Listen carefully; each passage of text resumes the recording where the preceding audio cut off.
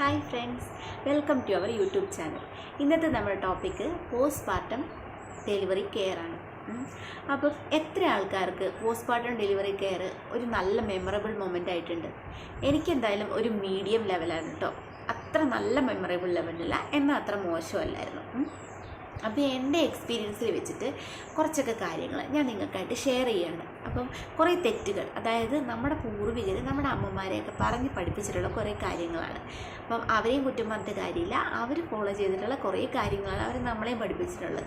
എന്നാൽ അതൊക്കെ ഇപ്പോഴത്തെ ഡോക്ടേഴ്സ് ആണെങ്കിലും എല്ലാവരും പറയുന്നുണ്ട്, ഇങ്ങനെ ചെയ്യണം എന്നൊക്കെ. അപ്പം നമുക്ക് ആവശ്യമുള്ള ഡൗട്ടുകൾ നമുക്ക് ഡോക്ടറോട് ചോദിക്കാം. അതുപോലെ തന്നെ എൻ്റെ ഡെലിവറിയുടെ സമയത്ത് ഞാൻ അനുഭവിച്ചുള്ള എക്സ്പീരിയൻസ് ചെയ്തിട്ടുള്ള കുറേ കാര്യങ്ങളാണ് നിങ്ങൾക്കായിട്ട് ഷെയർ ചെയ്യുന്നത്. ഉപകാരപ്പെടുന്നവർ ഇതൊക്കെ ഒന്ന് ഫോളോ ചെയ്യാൻ ശ്രമിക്കുക കേട്ടോ. അപ്പോൾ ഫസ്റ്റ് കാര്യം എന്ന് പറഞ്ഞിട്ടുണ്ടെങ്കിൽ, എത്ര പേര് ഈ വേദഗുളി അനുഭവിച്ചിട്ടുണ്ട്? ഞാൻ അനുഭവിച്ചിട്ടുണ്ട് കേട്ടോ. പക്ഷെ എനിക്ക് ഒരുപാട് അനുഭവിക്കേണ്ടി വന്നിട്ടില്ല. കാരണം ആയുഷ്യമോൾ നല്ല കരച്ചിലായതുകൊണ്ട് എന്നെ അങ്ങനെ കുളിപ്പിക്കാനൊന്നും എല്ലാവർക്കും പറ്റിയിട്ടൊന്നുമില്ല.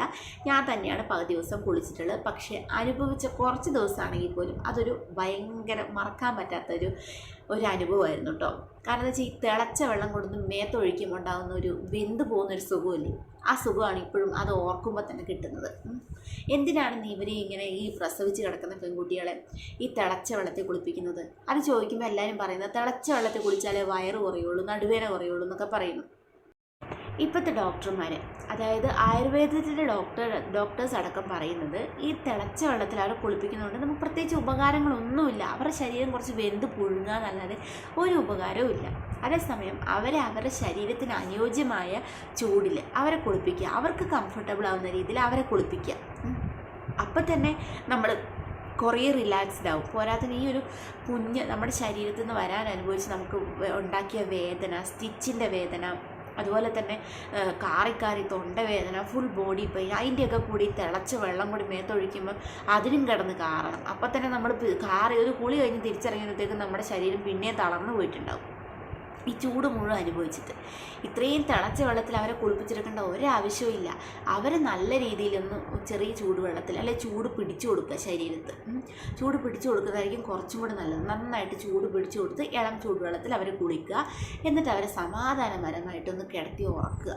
അപ്പം തന്നെ നമുക്ക് ഈ ഡിപ്രഷൻ എന്ന് പറയുന്ന ഒരു വലിയ സാധനമുണ്ട്. അതിൽ നമുക്ക് ഈ ഡെലിവറി കഴിഞ്ഞ പെൺകുട്ടികളെ കുറേ രക്ഷപ്പെടുത്തി എടുക്കാൻ പറ്റും.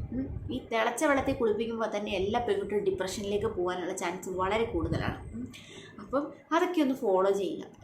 ഇനിയിപ്പം പ്രസവം കഴിയാൻ പോകുന്ന അമ്മമാരാണെങ്കിൽ തന്നെ, അതായത് പുതുതായിട്ട് ജനിക്കാൻ പോകുന്ന അമ്മമാർക്ക് വേണ്ടി ഞാൻ പറയുകയാണ്, നിങ്ങളുടെ ശരീരത്തിന് അനുയോജ്യമായ ചൂടിൽ നിങ്ങൾ കുളിക്കാൻ ശ്രമിക്കുക. മറ്റുള്ളവരോ അല്ലെങ്കിൽ വേറെ ആൾക്കാരോ പറയുന്നത് കേട്ടിട്ട് തിളച്ച വെള്ളത്തിൽ കുളിച്ച് നിങ്ങളുടെ ശരീരത്തെയും മനസ്സിനെയും വെറുതെ ശോഷിപ്പിക്കരുത്. നിങ്ങൾക്ക് എന്തെങ്കിലും സംശയം ഉണ്ടെങ്കിൽ നിങ്ങളുടെ ഡോക്ടറോട് ചോദിക്കുക. ഡോക്ടറോട് ചോദിച്ചിട്ട് ഡോക്ടർ നിർദ്ദേശിക്കുന്ന പ്രകാരം നിങ്ങൾക്ക് ചെയ്യാവുന്നതാണ്. പിന്നെ രണ്ടാമത്തെ കാര്യം, ഈ ഭർത്താവിനെ നമ്മൾ 90 ദിവസത്തേക്ക് കാണരുതെന്ന് എല്ലാവരും പറയും. അതിൻ്റെ ഒരു അടിസ്ഥാനം എന്താണെന്ന് ആർക്കും തന്നെ അറിയില്ല, പക്ഷെ എല്ലാവരും അങ്ങ് പറയുകയും ചെയ്യും. ഈ ഭർത്താവിനെ നമ്മൾ കണ്ടതുകൊണ്ട് നമുക്ക് എന്താ സംഭവിക്കാൻ പോകുന്നത്? ഒന്നും സംഭവിക്കാൻ പോകുന്നില്ല.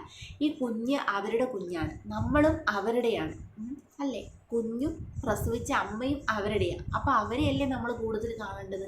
അവർക്ക് വേണ്ടിയിട്ടല്ലേ നമ്മൾ ഈ കുഞ്ഞിനെ ജനിപ്പിച്ചതും നമ്മൾ ഇത്രയും വേദന തിന്നതും അവർക്ക് വേണ്ടിയിട്ടാണ്. അപ്പോൾ അവർക്കാണ് ഏറ്റവും കൂടുതൽ നമ്മളെ കാണാനുള്ള അവകാശമുള്ളത്, നമ്മളെ നോക്കാനുള്ള അവകാശം അവർക്കാണുള്ളത്. അപ്പോൾ അത് നമ്മൾ ഒരിക്കലും നിരസിക്കാൻ പാടില്ല. അതിപ്പോൾ ഭർത്താക്കന്മാരെ വെച്ച് നോക്കുകയാണെങ്കിൽ അവർക്കും അതിൻ്റേതായ ബുദ്ധിമുട്ടുണ്ടാവണം. കാരണം അവരുടെ മനസ്സിലും വിഷമുണ്ടാവും. എന്തായിരിക്കും, അവർക്ക് വേദന കുറഞ്ഞിട്ടുണ്ടാവുമോ, ഒരു ഫോൺ വിളിക്കാനൊന്നും പറ്റത്തില്ല. മര്യാദയ്ക്കൊന്ന് കയറി ഒന്ന് കണ്ട് സംസാരിക്കുമ്പോൾ തന്നെ അവർ രണ്ടുപേരും ഒന്ന് ഓക്കെ ആവും. അവരെ കുറച്ച് നേരത്തേക്ക് ഭർത്താവിനെയും ഭാര്യനെയും അതുപോലെ കുഞ്ഞിനെയും ആക്കി ഒന്ന് വിടുക. അവർക്ക് അവരുടെ കാര്യങ്ങൾ സംസാരിക്കാനും അവരെ ലോകത്തിലേക്കൊന്ന് ആക്കാൻ പരമാവധി മാക്സിമം ശ്രമിക്കുക. അല്ലാതെ 90 ദിവസം കാണാണ്ടിരുന്നാൽ ഭാര്യമാർ ഭയങ്കര ഭംഗിയായിട്ട് തിരിച്ചു വരുമെന്നോ അങ്ങനെയൊന്നുമില്ല. ഭർത്താക്കന്മാരുടെ പ്രസൻസാണ് അവർക്ക് ഏറ്റവും കൂടുതൽ വേണ്ടത് ആ ഒരു ടൈമിൽ. എൻ്റെ കാര്യത്തിൽ ഞാൻ ഭയങ്കര ലക്കിയായിരുന്നു കേട്ടോ. എൻ്റെ കാര്യത്തിൽ സന്ധ്യേട്ടൻ്റെ ഫുൾ ടൈം എൻ്റെ അടുത്ത് തന്നെ ഉണ്ടായിരുന്നു. ഞാൻ സന്ധ്യേട്ടൻ്റെ വീട്ടിലായിരുന്നു ഡെലിവറി ആയിട്ട് വന്നിട്ടുണ്ടായിരുന്നത്. സന്ധ്യേട്ടൻ തന്നെയാണ് എന്നെ ഭയങ്കരമായിട്ട് സപ്പോർട്ട് ചെയ്തത്. അതിൽ ഞാൻ സന്ധ്യേട്ടനോട് അന്നും ഇന്നും എന്നും ഭയങ്കരമായിട്ട് താങ്ക്സ്ഫുള്ളാണ്. അത്ര ഹാപ്പി ആയിരുന്നു എനിക്ക് സന്ധ്യേട്ടൻ ഉണ്ടായിരുന്നപ്പം.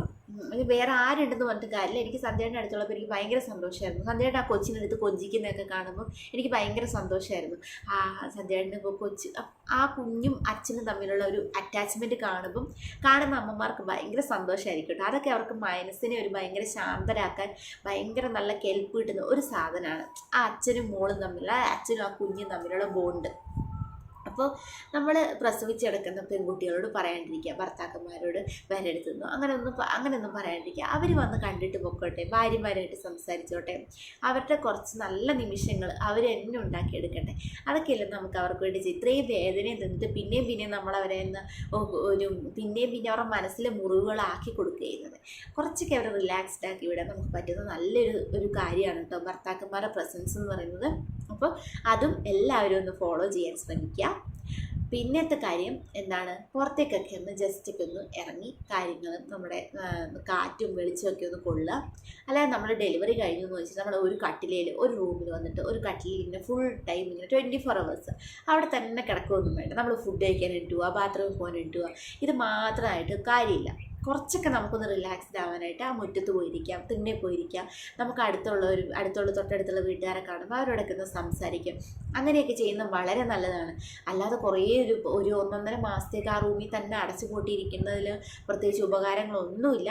അത് പഠനങ്ങൾ എവിടെയും തെളിയിച്ചിട്ടുമില്ല അത് നല്ലൊരു കാര്യമാണെന്ന്. നമുക്ക് മറ്റുള്ളവരോട് സംസാരിക്കുകയും ചെയ്യാം, കുറച്ചൊക്കെ ഒന്ന് കാറ്റും വെളിച്ചവും കാണുകയും ചെയ്യാം. പ്രസവിച്ചു എന്ന് വെച്ചിട്ട് ആരും ഒരു ഭ്രാന്തിനെ പോലെ റൂമിൽ അടച്ചു പൂട്ടി കിടക്കേണ്ട ആവശ്യമില്ല കേട്ടോ. അപ്പം അതും എല്ലാവരും ഒന്ന് ഫോളോ ചെയ്യാൻ ശ്രമിക്കുക. എൻ്റെ കേസിലാണെങ്കിൽ ഞാൻ കുറേയെല്ലാം റിലാക്സ്ഡ് ആയിട്ടുള്ളതും ഇങ്ങനെയാണ് കേട്ടോ. ഞാൻ ഇടയ്ക്കൊക്കെ മുറ്റത്തോട് പതുക്കെയൊക്കെ നടക്കുമായിരുന്നു. എൻ്റെ ഡെലിവറി കഴിഞ്ഞ ടൈമിൽ പ്രസവിച്ചിട്ട് ഞാൻ അപ്പം തന്നെ ഒരു 2 hours എനിക്ക് ടൈം തന്നു. 2 hours ഞാൻ ബെഡിൽ കിടന്നു. അത് കഴിഞ്ഞ് കുഞ്ഞിനെ ഫീഡ് ചെയ്തതിന് ശേഷം കുഞ്ഞിനെ ഏട്ടൻ്റെ അടുത്ത് കൊടുത്തു വിട്ടിട്ട് ഞാൻ ലേബർ റൂമിൻ്റെ പുറത്തേക്ക് ഞാൻ നടന്നാണ് വന്നത്. എന്നിട്ട് ലേബർ റൂമിൻ്റെ പുറത്തുനിന്നാണ് എന്നെ വീൽ ചെയറിൽ റൂമിലേക്ക് കൊണ്ടുപോയിട്ടുണ്ടായിരുന്നത്. അപ്പോൾ നടക്കുന്നതുകൊണ്ടൊന്നും ഒരു കുഴപ്പമില്ല.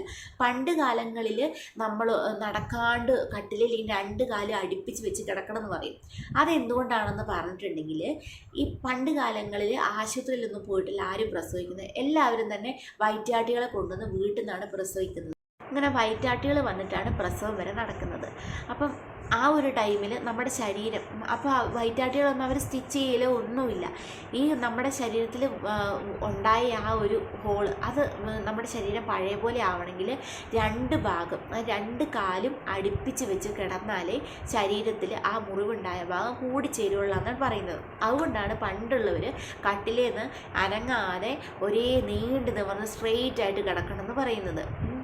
അപ്പോൾ ഇപ്പോഴത്തെ കാലത്ത് ഡോക്ടേഴ്സ് പറയുന്നത് വെച്ചാൽ സ്റ്റിച്ച് അവിടെ തന്നെ ഉണ്ടാവും. സ്റ്റിച്ച് ഉണങ്ങി പതുക്കുകയാണെങ്കിൽ എപ്പോഴും കട്ടിലെ തന്നെ കിടന്ന് വെച്ച് സ്റ്റിച്ച് പൊട്ടിപ്പോവുമോ അല്ലെങ്കിൽ സ്റ്റിച്ച് ഉണങ്ങാണ്ടിരിക്കുമോ, നടുവേദന വരുമോ, അങ്ങനെയൊന്നുമില്ല. നമ്മൾ ഈ അനങ്ങാണ്ട് കട്ടിലെ തന്നെ കിടക്കുന്നതോറും നമ്മുടെ ബ്ലഡ് സർക്കുലേഷൻ കുറയുകയാണ് ചെയ്യുന്നത്. ബ്ലഡ് സർക്കുലേഷൻ കുറയുന്നതോടുകൂടി തന്നെ മുട്ടുവേദന, കാലിന് വേദന, ഫുൾ ബോഡി പെയിന്. പിന്നെ നമ്മൾ ഈ 90 ദിവസം കഴിഞ്ഞിട്ടൊന്ന് നടക്കാൻ ശ്രമിക്കുമ്പോഴല്ലോ നമ്മളെക്കൊണ്ട് പറ്റത്തില്ല. തടിയും കൂടി അതുപോലെ തന്നെ കിതപ്പുമായി ഫുൾ കാലിലും കൈക്കും മുട്ടിനൊക്കെ വേദനയായിരിക്കും.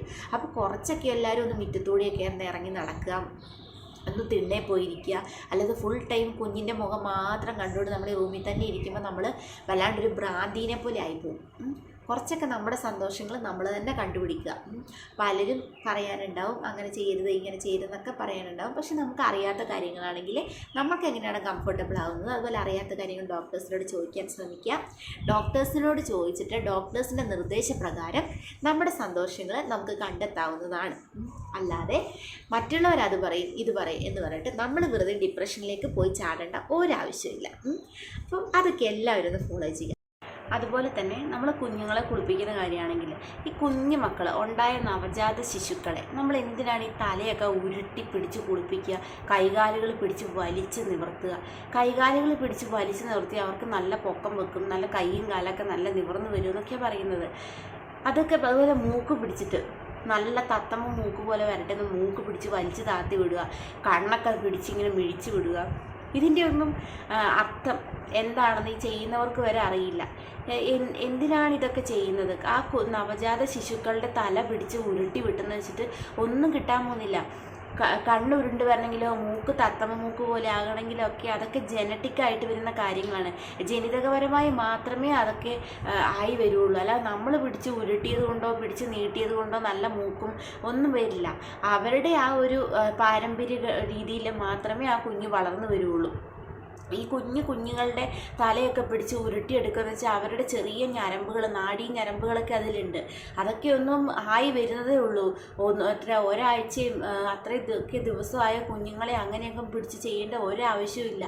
അതിൻ്റെയൊക്കെ ഒരു അടിസ്ഥാനം എന്താണെന്ന് ഇതുവരെ ചെയ്യുന്നവർക്ക് വരെ മനസ്സിലാകാത്ത ഒരു കാലഘട്ടമുണ്ട്.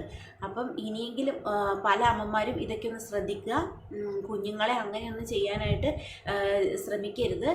അപ്പം കുഞ്ഞുങ്ങളെ ചെറിയ ചൂടുവെള്ളത്തിൽ കുഞ്ഞുങ്ങളെ കുളിപ്പിക്കുക. നല്ല എണ്ണയൊക്കെ തേച്ച് പതുക്കെ അവരുടെ ശരീരം ഒന്ന് മസാജ് ചെയ്ത് കൊടുക്കുക. ഞാൻ ഐഷുമോളെ അങ്ങനെയാണ് കേട്ടോ ചെയ്തിട്ടുള്ളത്. ഇങ്ങനെ തല ഉരുട്ടാനോ അതുപോലെ കൈകാലുകൾ പിടിച്ച് വലിക്കാനോ ഒന്നും ഞാൻ സമ്മതിച്ചിട്ടില്ല.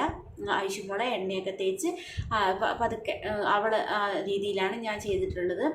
അതുപോലെ തന്നെ നെറ്റി പിടിച്ച് ഉന്തി ഉള്ളിലേക്ക് വിടുക, അതിൻ്റെ ഒന്നും ആവശ്യമില്ല.